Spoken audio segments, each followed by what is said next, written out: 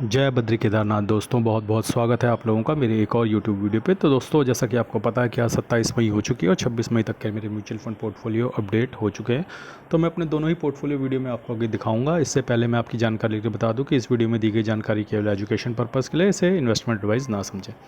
तो चलिए दोस्तों, शुरू करते हैं मेरे ग्रो ऐप के म्यूचुअल फंड पोर्टफोलियो से। तो मेरे ग्रो ऐप के म्यूचुअल फंड पोर्टफोलियो में कल मुझे लगभग 6,500 रुपये का नोशनल गेन हुआ है और मुनाफा बढ़ के 76,000 हो गया। आपकी जानकारी के लिए बता दूं कि ये पोर्टफोलियो 2024 से मैंने बनाया है और इसमें काफ़ी हमने म्यूचुअल फंड टैक्स हार्वेस्टिंग वगैरह कर रखा है, यानी कि म्यूचुअल फंड्स को, मुनाफे वाले म्यूचुअल फंड्स को बेच के उसी दिन वापस ख़रीद लेना। इससे क्या होता है कि अपना जो 1,25,000 का long term capital gain exemption होता है वो हम अचीव कर लेते हैं ईयरली बेसिस पे।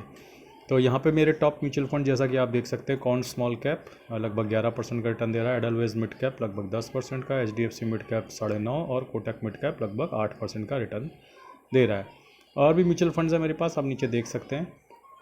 एक बार मैं धीरे धीरे स्क्रॉल करता हूँ ताकि आप देख सकें क्या क्या स्थिति बाकी म्यूचुअल फंड के साथ चल रही है। तो ये तो थी स्थिति बाकी म्यूचुअल फंड्स की। सबसे नीचे आपको नज़र आ रहा है टाटा स्मॉल कैप और मोतीलाल मिड कैप, जिनका बैंड बजा हुआ है अभी भी। आइए चलते हैं मेरे इंड मनी ऐप के म्यूचुअल फंड पोर्टफोलियो। तो इंड मनी ऐप के म्यूचुअल फंड पोर्टफोलियो में कल मामूली सा 434 रुपये का नोशनल लॉस हुआ है। तो 11,67,000 इन्वेस्टेड वैल्यू है, 12,18,000 करंट वैल्यू है, लगभग 51,000 का मुनाफा चल रहा है। और यहाँ पे भी हल्का फुल्का हमने म्यूचुअल फंड टैक्स हार्वेस्टिंग किया हुआ है, तो लगभग 4.5% का रिटर्न है। ये पोर्टफोलियो मैंने 2025 में बनाया था। Bank of India small cap लगभग 14.5% का रिटर्न दे रहा है, इन्वेस्को स्मॉल कैप लगभग 13.25, निपॉन मिड कैप लगभग 10.25 और एडलवेज मिड कैप लगभग 10.25% का रिटर्न दे रहा है। और भी म्यूचुअल फंड्स है नीचे, एक बार वो भी धीरे धीरे आपको उस पर भी नज़र पड़वा देते हैं। यहाँ पे भी नीचे आपको वही दो म्यूचुअल फंड नज़र आएंगे, मोतीलाल मिड कैप और टाटा स्मॉल कैप।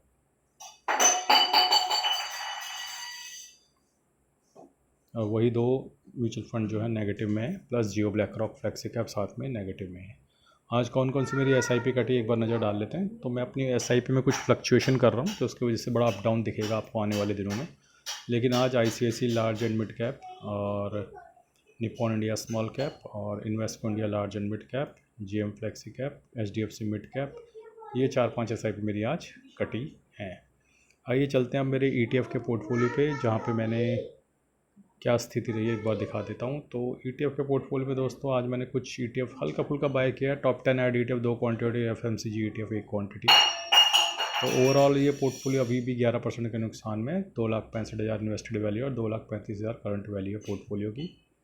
तो आप देख सकते हैं कि हाल फिलहाल में टाटा मोटर्स करके एक पुराना शेयर पड़ा हुआ है मेरे पास, जिसमें काफ़ी मजबूती नज़र आ रही है और आज वो 400 का आंकड़ा पार कर गया है।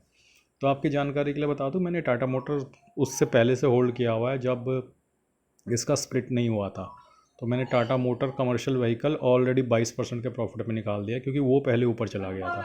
तो मेरे पास पुराना टाटा मोटर्स का शेयर था, वो दो हिस्सों में स्प्लिट हुआ। एक हिस्सा बना टाटा मोटर पैसेंजर व्हीकल, एक हिस्सा बना टाटा मोटर कमर्शियल व्हीकल। जो टाटा मोटर कमर्शियल व्हीकल है उसमें 22% का प्रॉफिट मैं पिछले साल ही बुक कर चुका हूँ, ठीक है, और पिछले साल या इस साल अर्ली में। और उसके बाद टाटा मोटर पैसेंजर व्हीकल अभी भी मेरे पास पड़ा हुआ है। तो अब ये भी धीरे धीरे अपने प्रॉफिट की तरफ बढ़ रहा है और काफ़ी अच्छा मोमेंटम और ब्रेकआउट आ गया टाटा मोटर पैसेंजर व्हीकल में। तो अब ये 400 का आंकड़ा पार करके आज लीडर बना हुआ है। अभी भी हालांकि नुकसान में है, लेकिन चल रहा है आज। और रियल्टी ETF में भी आज थोड़ा पुश आया, निफ्टी 20 में भी। बाकी जहाँ नुकसान रहा वो ETF भी नीचे देखने को मिल जाएंगे।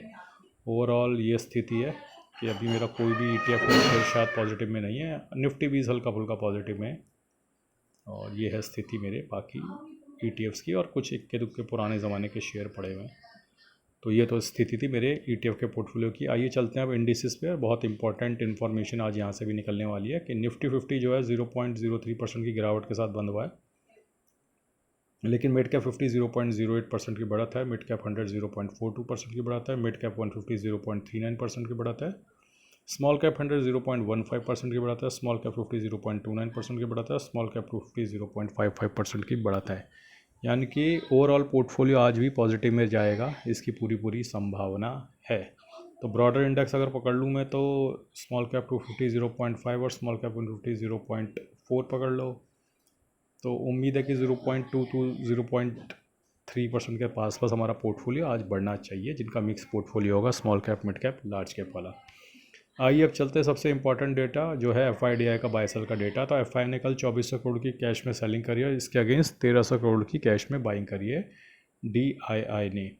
तो दोस्तों आपकी जानकारी के लिए बता दूं कि ऐसी कोई फ़िलहाल पॉजिटिव न्यूज़ नहीं आ रही है ईरान और US की तरफ से कि उनका कुछ मामला सुलटने वाला है। तो इस वजह से दोबारा जो ब्रेंट क्रूड है उसमें बढ़ोतरी होती रही और थोड़ा सा रुपी भी वीक होता चला गया, उसकी वजह से मार्केट थोड़ा डामाडोल है। तो मैंने ये बात संडे को भी बताई थी कि पहली पॉजिटिव न्यूज़ के ऊपर दूसरी, तीसरी, चौथी पॉजिटिव न्यूज़ आती जानी चाहिए, तभी मार्केट ऊपर निकलेगा, लेकिन ऐसा नहीं हुआ। पहली पॉजिटिव न्यूज़ जो आई बस मंडे को, उसके बाद मार्केट वहीं ठंडा का ठंडा पड़ गया है और फ़िलहाल कोई भी पॉजिटिव न्यूज़ मार्केट से नहीं आ रही।